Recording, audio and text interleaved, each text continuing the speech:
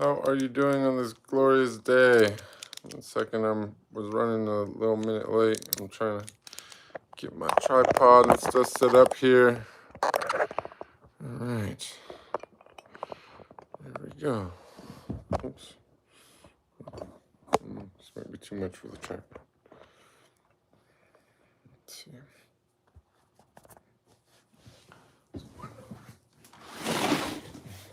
There we go. All right. Looks like we got some chat going on before I got here. Thank you so much, Noi, for being the first one in. It says no one's here. I hope that that's a glitch. But let me do my disclaimer real quick while we give everyone a chance to get here and YouTube a chance to advertise us out there. You know what? Baby, could you do me a favor? Could you turn on some music? And can you make it like Chopin? Thank you. All right, we got some music flying in. 1 second, Sam is firing some attention. Hi, buddy. Okay, you can't knock on my thing. Come on, buddy. Chill. So, that being said, quick disclaimer. I am not a medical professional. Nothing I say is intended as health advice. Any major changes you make to your diet or any other aspects of your lifestyle, something you check with a doctor with for enacting in your own life. Furthermore, I'm not a financial advisor. Nothing I say is a recommendation for an investment. Thirdly, I'm also a law-abiding citizen. Nothing I say is a mission of guilt. And lastly but not leastly, all opinions are my own and are in no way affiliated with Google, YouTube, or any other network that you may be viewing this on in the future, or listening to it for that matter. That being said, it is my birthday. Thank you all so much for the happy birthdays. Thank you, Noi, for the happy birthday. Noise left us a first question. Hopefully the YouTube didn't cut off my traffic for my birthday, because it doesn't seem to be trafficky right now. But let's go ahead and answer Noise question. Sam, cut it out. Go away. That's enough. Go. Sorry, the dog is begging for food. Noise says, I have a question. What is your opinion about the maturity of a person in their behavior and thinking as they grow older? Because not everyone matures as they grow older. That's a good question. You know, I don't really see any rhyme or reason to it. You know, some people are old when they're young. You know what I'm saying? And the lucky few are young when they're old. You know, it's all a mindset. It's amazing how you know, your thoughts and your body are so closely tied together that if you think you're getting old and you think that time is ticking away, your body just falls apart. You know, you'll have pain. You'll have all this stuff because it's like, you know, the stress and the worry and the, you know, whatever happens. Like when I was 30, I remember calling one of my buddies, my buddy Aaron, and being like, you know, what's going on, man? I'm about to turn 30. I was actually 29. I was like, I'm about to turn 30. I got all this pain in my joints. My feet hurt and all this stuff. And I was like, do we really just fall apart at 30? And he goes, yeah. Totally. As soon as you turn 30, it's done. He's like, your eyes are going to go next. I'm like, what? You know? And, you know, for sure, like, it did seem to be a downhill slide for a while after that. But that was where my head was at. I thought I was sick and I felt sick. And, you know, now here I am a bit later, and due to some spiritual insight that I received and some experiences and whatnot. I don't know how much of that is just that and how much is my mindset, but I literally feel younger every day since then. I mean, I'm in better health now. I feel better not only than I did when I turned 30, but than I did when I was 25, when I was in my 20s. So it's all just a matter of perspective. Anyways, let's see what's going on here. You guys, I don't know what's going on with the traffic. It's supposed to be my high traffic hour. It seems like we don't got much going on. I put on slow mode on the chat just to make it easier for Noi to moderate the chat. I don't know if that has anything to do with it. But it is, try to get your questions or comments all into single paragraphs as possible, because you'll only be able to send one every 60 seconds. Okay, this is like a new thing that I'm trying out. More so, if you look at my page, you may also notice that I have scheduled out a bunch of streams.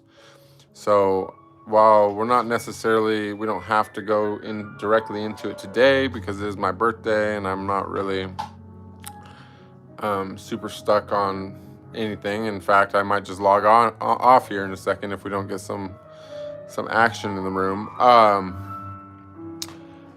I am planning on doing a 4-day stream, 4 days a week right now.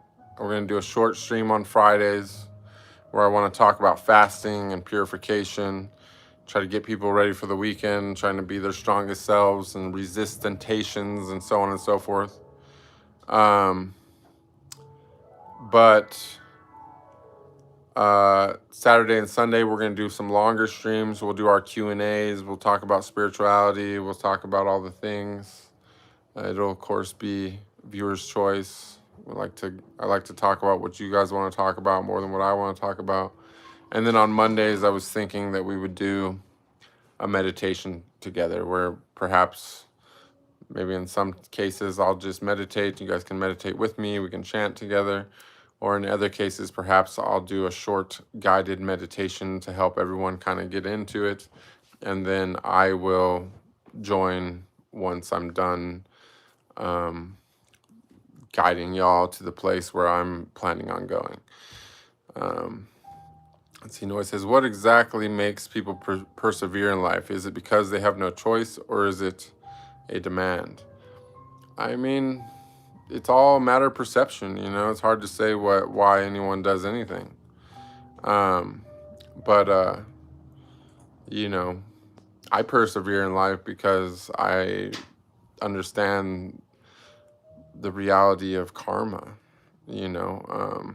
Even before I understood the reality of karma, I persevered in life because I realized that it could always be worse. You know, even when I was sitting in prison, or even when I thought I was never going to get out of prison, I used to always say that no matter what, I will always do my best, be the best I can be, and that I will never give up. I will never, you know, that I would absolutely never off myself, even in the most darkest situation, because, I mean, like in California, I used to always say, shit, we could have an earthquake, the walls could fall down. You never know. It can always get worse, but it can always get better. You really can't predict anything. So, yeah, I mean, I think it's just human nature to persevere. Like, we were programmed to come and, you know, do this thing. And, you know, through understanding karma, I realized that there's no escape anyways. It's just fucking, you just go right back into a worse reality if you try to escape it. So you just got to make the best of every moment. Just keep trying to turn that dial of the frequency up so that your reality becomes the best reality that you can possibly be experiencing from within the body that you've been assigned in this case around. Welcome, Devastation. Am I retired from the industry? I would say yes.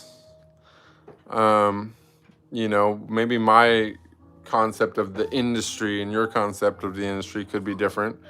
That's just like a vocabulary definition kind of discrepancy. But as far as working for producers and being up for hire and stuff like that, I'm not really available to be hired by anyone. Now, am I making content? Yes, I am making content, but I'm making it with a loved one. I own it. It's going only on my own content sites, so on and so forth. So if you consider that the industry, then I guess I'm still in the industry. But I'm just really trying to use my situation and the position that I'm in, Sam, no, to try to bring as much light to the world as possible. And I feel that if I can create content that shows love and passion and, even spiritual connection, and that leads people from something that they were using for lust or whatever in the worst case, or in the best case for education, and that leads them back to the things that I'm talking about here on YouTube and so on and so forth, and that eventually brings them into alignment and higher frequency where they can go away, stop it, where they can expand their mind, expand their consciousness, and become aware of the source of their consciousness, then I feel like it's just a win for everybody all the way around. It's a win for me. It's a win for my woman. It's a win for my fans. It's a win for my spiritual, following. And I just making the best of what I got, making the best of the cards that I got dealt. You know what I'm saying? That's all any of us can do. You know what I mean? Sometimes you got aces. Sometimes you got the 7 deuce. But, I've lost with aces plenty of times, and I've definitely taken down some pots with the 7 deuce. So I never get upset about nothing. Arnav says, "Happy birthday, sir. What's the plan for today? Any big party, big meditation session?" No party. Definitely, possibly some meditation session. I've got some tantric things in mind later, but I'm gonna go have a nice breakfast here after the stream. I'm gonna go buy some wood. I'm gonna make a fire. It's raining over here, so I'm kind of like get a little more light in here. I'm kind of not getting to do the outdoor thing right now, but I'm going to enjoy a little rainy day inside and start. I'm already in the process of refining my mind about how I want to go forward from today. I think that the underlying vibration of my life going into the near future, if I was going to say, like, if I wanted to give one word to where my head's at right now, it's discipline. As my own teacher before I'm anyone else's teacher, as my own guru before I'm anyone else's guru, or whatever, however people want to look at me, I got to look at myself first, and I got to be that for myself first. So right now I'm prescribing myself discipline. And so I'm going to renew, I try to keep a conscious awareness at all times, and I consider basically everything in my life to be a meditation of sorts. But it's time for me to refine my ability to be absolutely concentrated and be able to place single-pointed focus on anything or nothing at any time. And that's what I'm prescribing myself at this moment. So I'm gonna have myself a nice day, and then I'm gonna dive into the self-discipline starting soon. Wiggs says, "So true with perseverance. There's no rock bottom or sky high. There's always new limits." Exactly. Can always be worse. Can always be better. You know what I mean? And whatever you think the worst could be, it could be worse than that. And whatever you think the best could be, it could be so much better than that too. So, you know, that's basically where it's at. And it's also too like your perception of time is an illusion, right? So change doesn't really take time. Consequences take time. Cause and effect sometimes takes time. But change happens the second you want it to happen. It's just change is just a decision. You know what I mean? So you want things to change, you just decide they're different. Now they're different. That's it. Walt Longmiro, welcome. What's up? What's up? Devastation says, what kind of music do you listen to when you meditate or you try to connect spiritually with your surroundings? Yeah, I don't really usually listen to music when I meditate. I usually just like focus on my breath, or, you know, I do a lot of like open eye, like moving meditations where I just try to like be totally aware of my surroundings, drop the thoughts and whatnot. Or I do a lot of like energy meditations where I like just try to feel the subtle currents in my body, do the body scan and all that, you know. I do like a lot of like kind of yin style yoga stuff where I'll just kind of like move around, feel around in my body for something that could be refined. And then I just kind of find a way to get into it and kind of pull on that weakness or that tightness or whatever it is. And I just kind of like lean into the sensation of that and see what I could do with it there, you know. I got a lot of different, I got so many different meditations. Like sex is a big meditation for me. I mean, there's a lot, but music's not really usually part of it. On rare occasion, I will pull out the music, but it's like I consider music to be like the strong medicine. If I really want to, you know, I try not to use it much, because I find that it dulls the more you use it. You know what I'm saying? You don't want to have any crutches. You don't want to be relying on anything. So, or at least I don't. Anyways, I can't tell you what you want to do, but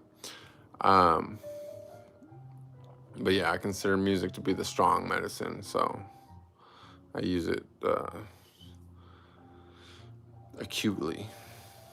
You know, Longmire says, you think your drinking water has much influence on yourself at all, or overhyped by water people? I think it's definitely, it definitely has an influence, but I don't know if I would say it's the water that has the influence so much as it's dehydration has a negative influence. But the thing is that it can also have a positive influence. It's just long-term vibration is gonna wear you down. But if you're always hydrated and then you induce vibration, I'm not a doctor, don't listen to me about medical stuff. But as far as dry fasting is super powerful. But you can't dry fast unless you're fully hydrated. And you can't be fully hydrated unless you're purified, unless you're clean. You see what I'm saying? This is a misunderstood thing about water. You can drink water all day long and you'll just piss it out if you don't have, salt. You can drink water all day long and you'll just piss it out if your body is unclean. You know what I'm saying? If you got toxins and things in your body, you'll never be hydrated because your body uses water to clean itself, right? And to do that, to do these reactions and these things, whatever, to remove impurities from your body is using water, and the water gets, pissed out with the toxins and shit, right? So,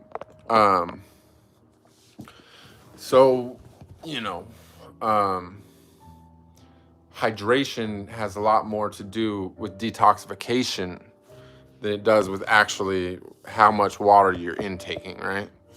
So, if you're just intaking super amounts of water along with toxins and everything else, then what you're doing is you're just flushing your body of like minerals and everything else like that. So there's a lot that goes into it. You should salt every meal, or I salt every meal. Sorry, I'm not trying to tell anyone else what to do. I'm not a medical professional, but and just try to be clean, be fasting regularly. Try not to be consuming things that your body doesn't need. You know what I'm saying? V says, do my spiritual beliefs mesh well with my career? I mean, they do now. You know, everything's what you make of it. You know, the thing is, my spiritual beliefs are about a lot about helping other people to see things differently and opening people's eyes to something they didn't notice before. And it's a lot about, you know, energy and interacting with people and auras and giving insight and so on and so forth. And so, you know, it's not just my career, but it's everything in life, right? It's anybody that you encounter. So if you put yourself in a situation where you're in isolation, then you're only interacting with yourself, right? And so all that spiritual energy, all that spiritual insight, all that introspection, you know what I'm saying? It's all pointed at yourself, right? And that's how you do the self-work.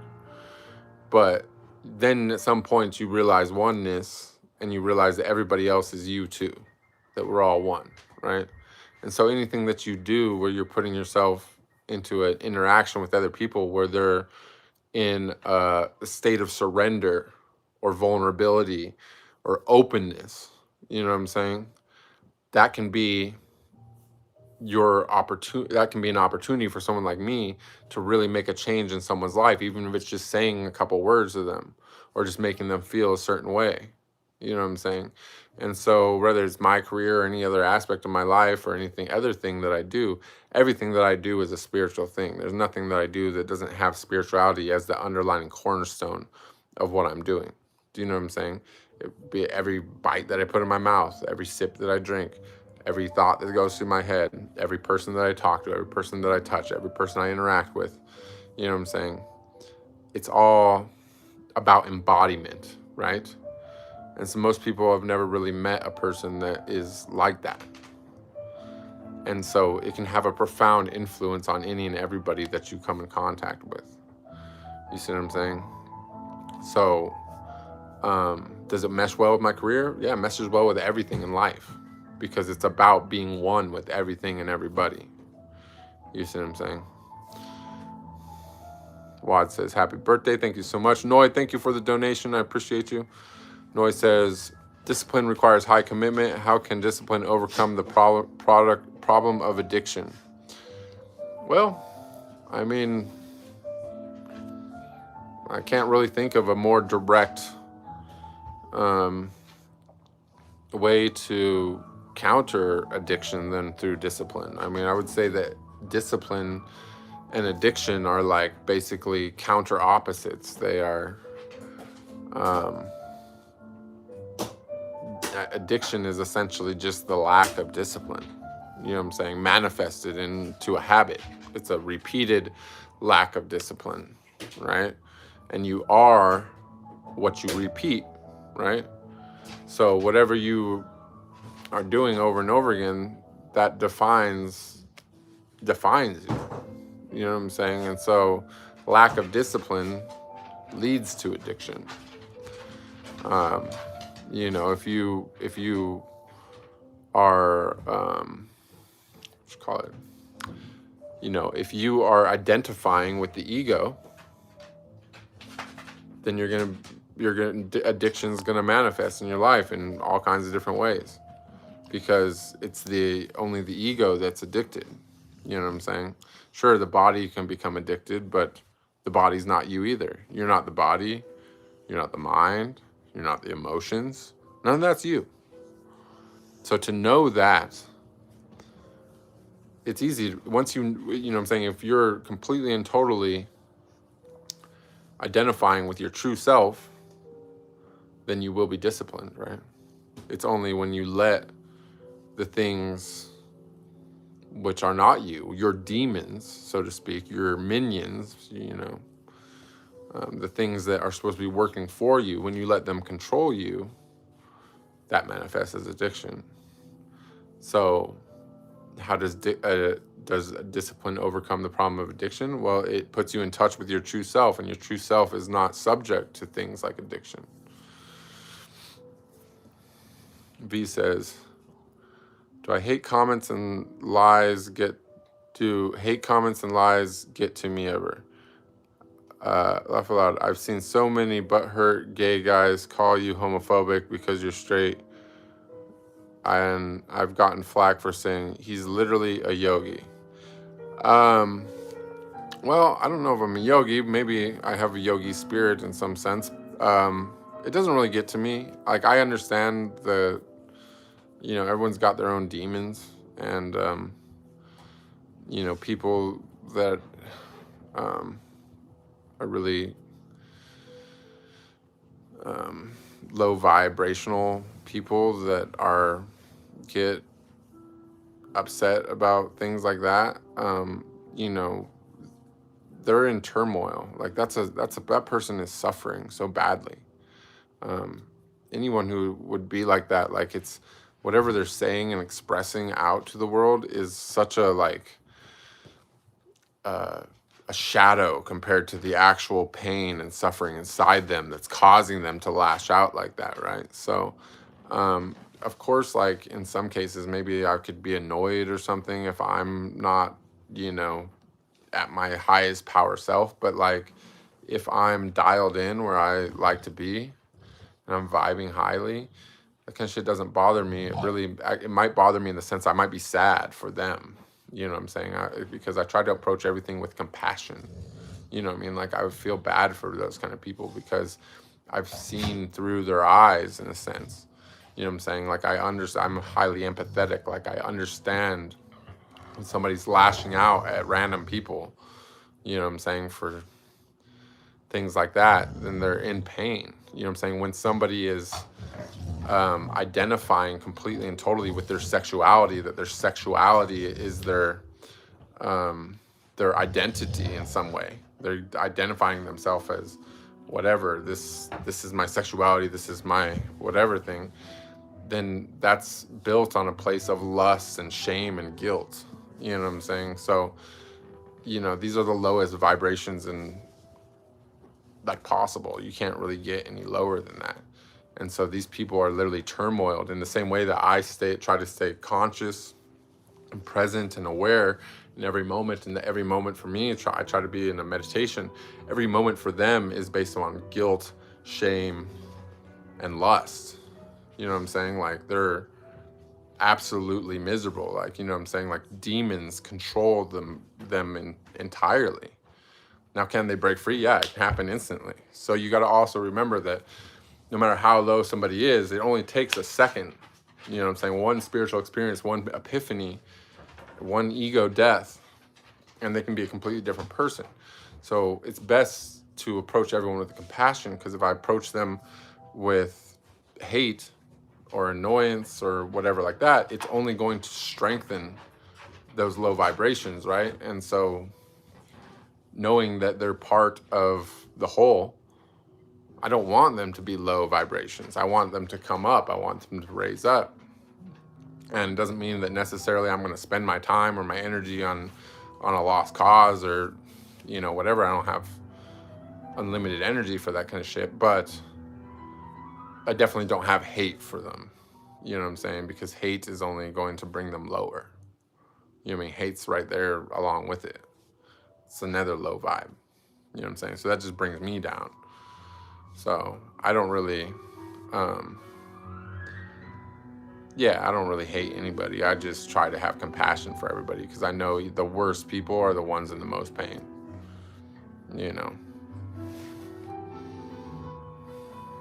B says, not that you need anyone defending you, but my people irritate me when they can't accept that straight people exist. Yeah, well, it's just, like I said, if your sexuality is like the core of your identity, you're basically blocked in the second chakra. You know what I'm saying? And most likely those people live in a lot of fear as well, which is blocked in the first chakra. So they're really, really, really, really, really low vibrational people. And it's sad for them. And not everyone's going to break out of that in this lifetime. You know what I'm saying? But at some point in everyone's series of lifetimes, they probably have been stuck in that fear, lust state. You know what I'm saying? So, the best medicine is always compassion for everybody. Thank you, Chirag. My birthday's going great. Thank you so much for the video. That honestly meant a lot to me. It made my morning. I appreciate you. But yeah, it's going good. I don't know what's going on with my traffic. I'm like a little bit worried about YouTube right now. Something must have gone wrong. I must have said something I wasn't supposed to. I don't know. This was supposed to be my high traffic hour. But I don't know. We're gonna let it run through I'm gonna come back on tomorrow and Sunday, and we'll figure out what's going on. But I don't know. If they don't give me the traffic, we might have to figure something out. Anyways, you guys, it looks like we're at the bottom of the chat. I'm not sure what's going on here, but we'll find out. Anyways, thank you all for the birthday wishes. I hope that little stream was good enough. If anyone's got a last minute question before I pop off here, let me know. But thank you for the birthday wishes. All right, you guys, I'm out. Peace.